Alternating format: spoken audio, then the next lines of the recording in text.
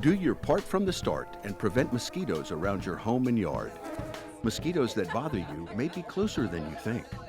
These insects breed in standing water, and females can lay as many as 100 eggs at a time in common household containers. Mosquitoes aren't just a nuisance, they can transmit disease to you, your family, and your pets. Control mosquitoes in your yard. Remove standing water around your home.